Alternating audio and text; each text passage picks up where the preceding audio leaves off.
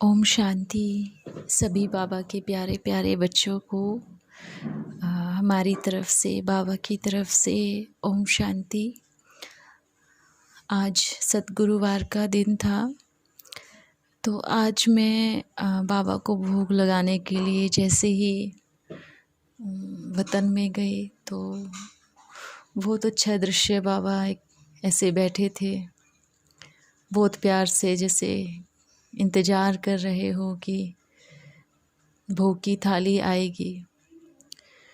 तो जैसे मैं बाबा के पास गई तो बाबा की दृष्टि से इतना प्यार झलक रहा था, जैसे बाबा आज ही ऐसे लग रहा था कि इतना प्यार का सागर उमड़ के आया है। मैं एकदम जैसे बर्फ़ के जैसे जाम हो जाते, एक स्थान पे एक टिक होकर के खड़ी रही, देखती रही। इतनी जो बाबा की तरफ से, उनकी दृष्टि से इतना प्यार बरस रहा था। फिर थोड़ी देर में मैं बाबा के पास पहुंची। तो जैसे मैं बाबा के पास भोग लेकर के पहुंची तो बाबा के साइड में कुछ ऐसी आत्माएं बैठी थी, कहाँ दूर दूर, जो सभी अपनी आंखें बंद करके सभी ओम का उच्चारण कर रही थी। तो मैंने एकदम देखा, बाबा आज ये कौन सा दृश्य है, आज वतन में एक नया चीज़ मैं देख रही हूँ। और सभी के चारों तरफ एक लाइट कलर का एक कोहरा जैसे, घेरा जैसे बना हुआ था। तो मैंने बाबा से पूछा, बाबा ये आत्माएं सभी ओम का उच्चारण कर रही है। बहुत अच्छा लग रहा था वो देख करके सभी आत्माओं को। तो सबकी एकदम आंखें बंद और बहुत प्यार से सभी देख रही थी। तो जैसे ही मैंने बाबा से पूछा, बाबा ये सब, तो बाबा ने बहुत अच्छा जवाब मुझे दिया कि बच्चे, कुछ उसमें कुछ अपने ज्ञान में चलनी हुई आत्माएं थी, बीके भाई बहनें थे, कुछ को ज्ञान ही नहीं था। तो मैं बाबा को, क्योंकि वतन में जो अपने बीके भाई बहनें हैं, उनकी पहचान एक अलग से ही होती है। उनको देखते ही एकदम समझ में आ जाता है कि ये बच्चे ज्ञान में चलने वाले बच्चे हैं। तो जैसे ही मैं बाबा को कहने लगी तो बाबा ने बहुत मेरे को ऐसे एकदम जवाब दिया कि बच्चे, ये इन बच्चों ने नीचे जैसे ही ज्ञान में तो चले, लेकिन सबसे महत्वपूर्ण बात भूल गए, जो बाबा ने साकार में, जो शुरू में बाबा ने कहा कि ओम का उच्चारण करना। तो बाबा ने कहा कि देखो, जैसे ही परम धाम से फर्स्ट ब्रह्मा तन में शिव बाबा प्रवेश करते हैं तो ओम का उच्चारण होता है।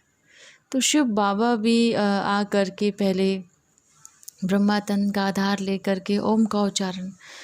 तो जो सबसे महत्वपूर्ण बात है ओम, बाबा आज विशेष अटेंशन खिंचवा रहे थे। तो मैंने, बाबा तो यहाँ पे उनका पुरुषार्थ कैसे होगा, वो तो शरीर छोड़ के आ गए हैं, क्योंकि बाबा तो कहते हैं कि भाई बच्चे, इस शरीर में रह कर के ही पुरुषार्थ करना है। तो बाबा ने कहा हाँ हाँ, लेकिन जब तक आत्माओं को जन्म नहीं मिलता तो वतन में ही बैठ कर के ओम का उच्चारण करें। बाबा ने एकदम वंडरफुल बात ये बताई, जैसे इस संसार में, साकार में हम रात दिन का फ़र्क करते हैं, जैसे घंटा 2 घंटा 3 घंटा बाबा की याद में रहते हैं। तो बाबा ने इतना अच्छा एक जवाब जैसे कहा बाबा ने कि अगर साकार शरीर में रह कर के पुरुषार्थ करना, वो और वतन में रह कर के पुरुषार्थ करना, दोनों में बहुत फ़र्क है।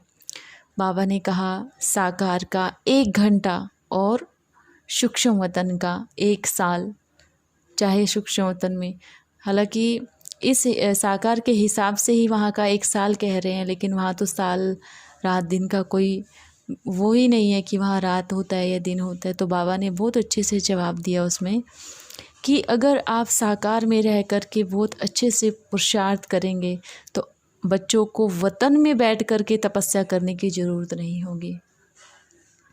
तो बाबा का विशेष एक इशारा एक ऐसा दृश्य मैंने देखा। फिर जैसे जैसे भोग की प्लेट बाबा ने, जैसे मैंने बाबा को भोग स्वीकार कराया, उसके बाद बाबा ने कहा चलो बच्ची अब पूरे विश्व में चक्कर लगा के आते। तो बाबा ने मेरा हाथ पकड़ा।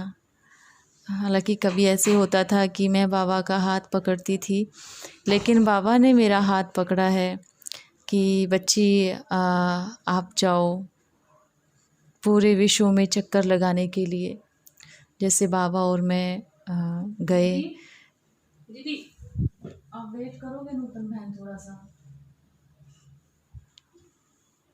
तो जैसे बाबा ने कहा कि तो उस समय जैसे मैं बाबा के पास में साथ में बाबा और मैं जैसे चक्कर लगा रहे थे, घूम रहे थे, तो आकाश और धरती के बीच का जो हिस्सा था वहाँ पे अंतिम समय का इशारा जो मैंने देखा है, अंतिम समय जब चारों तरफ हाहाकार हो रही होगी, अभी भी हो रही है, लेकिन अंतिम समय का इशारा मैं देखी कि आकाश और धरती के बीच में एक शिवलिंग बन गया अपने आप ही। तो जैसे शिवलिंग बना, जैसे चाँद एक चाँद होता है, तो चाँद को सब देखते हैं, चाहे कहाँ पे भी हो, पूरे भारत में या फिर कहीं पे भी। तो जैसे चाँद ऐसे दिखता है आकाश में, ऐसे ही लाइट का शिवलिंग आकाश और धरती के बीच में ऐसे बन गया और घूम रहा है वो ऐसे, और चारों तरफ अपनी वाइब्रेशन, अपनी किरणें ऐसे फैला रहा है कि, और इतना जैसे शक्तियाँ निकल रही है, जैसे एकदम सूर्य पास में आ गया हो और पूरी तरह से अपनी रोशनी को फैला रहा हो। ऐसे आकाश और धरती के बीच में जो शिवलिंग बना, तो बहुत प्यार से मैं उसको देख रही थी। और लेकिन अचानक से जैसे नीचे देखा तो सभी जितनी भी तड़प रही हैं, रो रही हैं आत्माएं, सभी के चेहरे ऊपर दिखाई दिए मेरे को। पूरे जैसे सभी एक प्यास की नज़र से, एक झलक की नज़र से, जैसे सबको एकदम शांति की शक्ति मिल रही है, सबको बहुत अच्छा लग रहा है। और उसी लाइट में ही, उसी लाइट को देखते देखते बहुत सारी आत्माएं, खिंची हुई शरीरों से खिंची हुई आत्माएं सब की सब ऊपर आ गई बाबा के पास में। जैसे सितारे उड़ रहे हैं, जैसे आसमान में सितारे हम देखते हैं, लेकिन आज मैंने ऐसा दृश्य देखा कि धरती से सितारे उठ करके ऊपर की तरफ आ रहे हैं। सभी आत्माओं को, एक आत्मा को स्टार के रूप में मैंने अनुभव किया कि जैसे जैसे पावर हाउस शिव बाबा शिवलिंग के आकार में एकदम पावरफुल लाइट अपनी दे रहे हैं, तो जैसे आत्माओं पे पड़ रही हैं, तो उनमें से कुछ आत्माएं, सभी तो नहीं, लेकिन कुछ आत्माएं उनमें से बहुत सारी जैसे सितारे धरती से उठ करके ऊपर की तरफ जा रहे हैं। तो ये दृश्य हमने देखा, तो सभी पुतले जैसे बन गए, और ऐसा सबको इतना बाबा के प्रति इतना तरस कि ये कौन सी शक्ति है। कोई नहीं जानता कि ये शिव बाबा है, हम बच्चे ही लास्ट में भी हम बच्चे ही उस चीज़ को समझेंगे, जानेंगे, लेकिन अज्ञानी आत्माएं, कोई भी नहीं जानता कि ये कौन सी शक्ति है। हाँ, सब भगवान कह रहे हैं, लेकिन इसमें कितना सुख मिल रहा है, कितनी शांति मिल रही है उन किरणों से, लेकिन वो ये नहीं जानते कि ये कौन है, ये कौन सी ऐसी शक्ति है। तो बाबा ने कहा है कि बच्चे, जैसे उस समय सबको ऐसा दृश्य दिखाई देगा कि भाई ये कौन सी पावर है, तो अभी बाबा ने कहा कि सभी बैठ करके मनसा से, बाबा ने ये बात कही कि मनसा से सबको मनसा से संदेश देते जाइएगा, ताकि अंतिम समय में जो वो आकार बनेगा, तो उस समय जैसे ही उनको देखेंगे तो वो तुरंत समझ जाएंगे कि भाई कोई आया था हमारे पास संदेश देने के लिए। बाबा ने बहुत अच्छी बात की कि जो दिखता है वो सत्य नहीं है, लेकिन जो नहीं दिख रहा है वो सत्य है। जैसे हम सेवा करते हैं, दिखने वाली या बोलने वाली या कर्म करने वाली, वो तो सत्य है ही, क्योंकि उसका फल हमें सूक्ष्म रूप में मिलता है, स्थूल में नहीं मिलता है। सूक्ष्म में आपको उस चीज़ की अनुभूति होगी और अगले जन्म के लिए बाबा ने कहा है। लेकिन एक दिखने वाली जो अनदेखी सेवा, जिसको हम बोलते हैं एकदम अंदर में लाइट के शरीर में अपने आप को फरिश्ता रूप में आकर के और चारों तरफ बाबा का परिचय पहुंचाया जाए।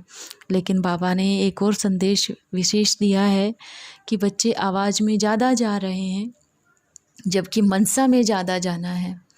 तो ये बाबा का विशेष इशारा है कि मनसा, क्योंकि ये दृश्य और आपको स्ट्रोक भी दिखेगा कि आपकी मनसा सेवा कितनी है।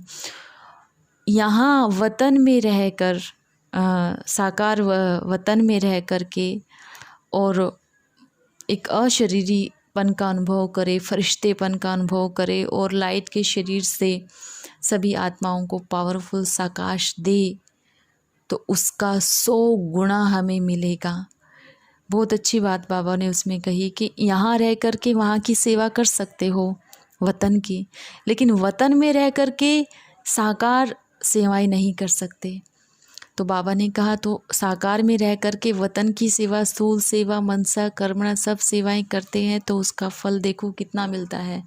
लेकिन जैसे हम सूक्ष्म वतन में चले जाते हैं तो कर्मणा सेवा तो हम कर ही नहीं पाते हैं, मनसा भी बहुत कम हो पाती है क्योंकि उसका फल बहुत कम होता है ना। देखो हमारे आदि पिता ब्रह्मा बाबा ने बहुत अच्छे से, क्योंकि वो तो एक बाबा का पहला एक बच्चा, उन्होंने तो पूरी तरह से अपनी मनसा शक्ति को, बाबा ने उनको एक्स्ट्रा पावर दिया है कि पूरे विश्व में चक्कर लगा करके वो सभी बच्चों को बाप का परिचय देते हैं और बाबा बहुत अच्छे से वो चीज़ अपनी कर रहे हैं।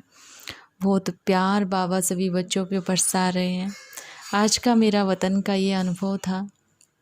सभी बच्चों को बाबा ने याद प्यार भी दिया, भोग भी खिलाया और बाबा ने कहा जो बच्चे वतन में नहीं आए हैं वो भोग खाने के लिए भोग की थाली लेकर के वतन में पहुंच जाए। तो ओम शांति।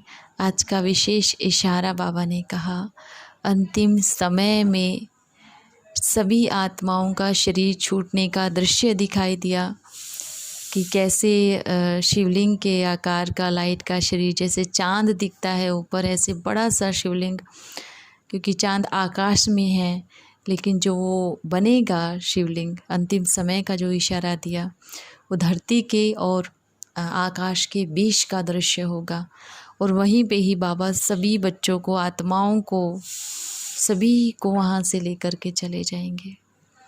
अच्छा, ओम शांति।